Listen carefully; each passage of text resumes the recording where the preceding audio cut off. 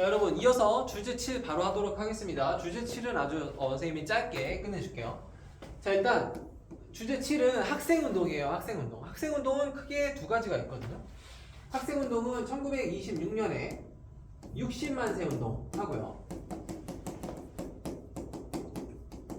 29년에 1929년 광주 학생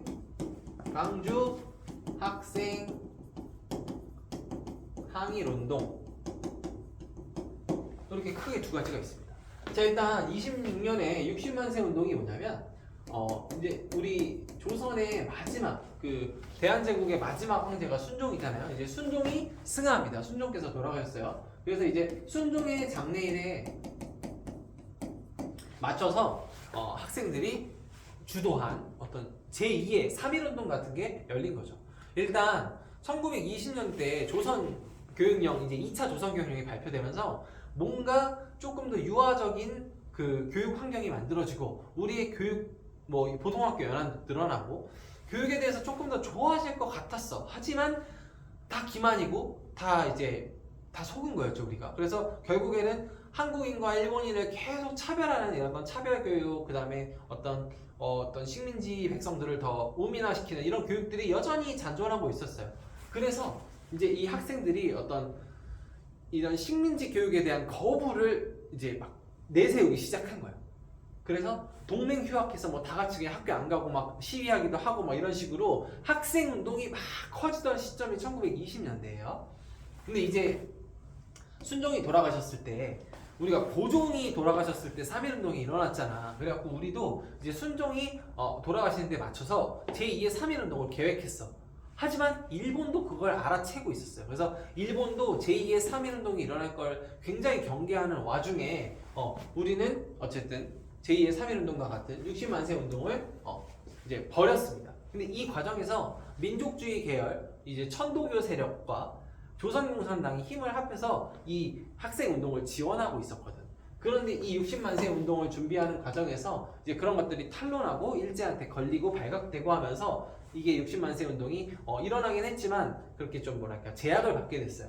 근데 여기서 중요한 점은 60만 세 운동이 학생이 주도했다는 것과 또 플러스로 민족주의 계열과 사회주의 계열이 힘을 합해서 도와주고 있었다는 점, 이 둘의 연대가 이제 뭐랄까 그 어떤 시작됐다는 점, 그런 것들이 되게 중요한 내용이 되겠습니다. 그리고 광주 학생 항일운동은 뭐냐면 저 1929년에 이제 그 전라도의 나주역에서 한국인 여학생 이제 이었던 이광춘하고 박기옥이 이제 하교하는 길이었어요. 근데 거기서 이제 일본인 학생들이 그 조선인 여학생 2명을 괴롭힌 거야. 그 머리 이렇게 길게 댕긴다잖아요. 막 그걸 막 땡기면서 쪼센징 막 이러면서 괴롭힌 거야. 근데 그거를 박기옥은 당시 광주 여자고등보통학교 3학년이었고 광주 고등보통학교였던 광주고보 2학년이었던 박준채가 박기옥의 사촌동생인데 박기옥을 일본인 학생이 괴롭히는 걸 본 거야. 그래서 박준채가 가가지고 그 일본인 학생 이름이 후쿠다거든요. 이 새끼야 막 하면서 간 거야. 그때 이제 후쿠다가 난다 쪼센징 뭐 이렇게 한 거야. 그리고 박준채가 거기서 어떻게 했냐면 완전 상남자야. 후쿠다 싸대기를 날려버렸어. 그러니까 이제 후쿠다가 딱 싸대기 맞고 이제 일본인 학생하고 그 조선인 학생들끼리 패싸움이 벌어진 거예요. 그러니까 이제 막 경찰들 출동해갖고 막 제지하고 막 유치장 데리고 가서 조사하고 하는데 일본인 경찰이 누구 편을 들었겠어요? 일본 학생 편을 들었겠지. 그래갖고 이제 괜히 조선인 학생들만 유치장에 가두고 다 니네 잘못으로 몰고 하니까 이제 그게 전해진 거야. 그래서 이 광주랑 나주에 있는 이 학생들한테 전해져가지고 그들이 폭발해서 이 항일운동을 펼친 게 광주 학생 항일운동이에요. 그래서 이 광주 학생 항일운동이 3.1운동 이후에 대단히 사이즈가 컸던 그 의미 있는 항일운동이거든요. 그런데 이렇게 학생운동이 진행되는 와중에 이제 신간회가 창립되게 됩니다. 신간회는요 1927년에 창립됐는데 민족유일당 운동의 결정체,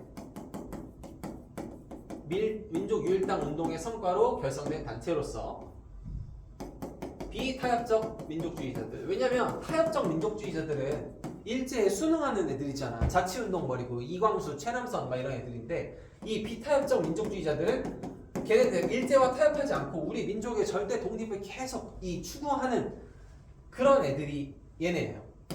그래서 사회주의자들 입장에서 사회주의도 일제를 극복하고자 하는 목표를 가지고 있는데 타협적 민족주의자들하고는 당연히 손을 잡을 필요가 없는 거지. 도움이 안 되는 애들이니까. 그래서 비타협적 민족주의자들과 사회주의자들이 합쳐서 이 만들어진 게 신간회예요.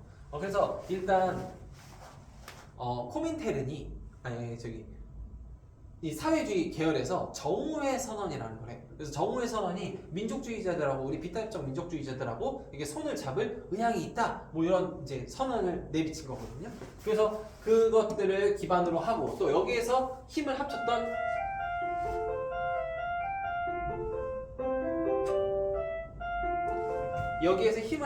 그런 과거가 있잖아. 그래서 이 둘이 이제 힘을 합치게 돼서 민족유일당 운동의 결정체로 좌우 합작 단체인 신간회가 결성이 되게 됩니다. 그래서 이제 신간회는 여러 가지 이제 이 독립운동을 지원하면서 광주 학생 항일운동의 진상조사단을 파견하기도 하고 뭐 그런 활동을 했는데 일제시대의 최대의 유일한 합법적 단체였거든요. 근데 이제 일제시대에서 합법이라는 것 자체가 아무래도 활동에 제약을 많이 받을 수밖에 없었겠지. 그래서 신간회가 이 광주학생 항일운동 이후에 이 광주학생 항일운동을 도와주는 그 과정에서 신간회 지도부들이 체포돼요. 그러면서 이 비타협적 민족주의자들이 체포되고 일제가 여기에다가 타협적 민족주의자들을 꽂아 넣게 돼. 그러면서 이제 사회주의는 당연히 타협적 민족주의자들하고는 결이 안 맞으니까 갈라지게 되겠죠. 그러면서 이제 신간회가 해소되는. 그래서 신간회는 한 4년 정도밖에 활동을 못한 단체입니다. 하지만 신간회는 어쨌든 어떤 의미가 있냐? 민족주의 운동과 사회주의 운동이 힘을 합쳐서 어쨌든 한번 해봤다. 이런 역사적 의의를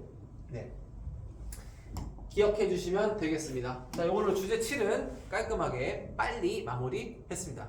빠이.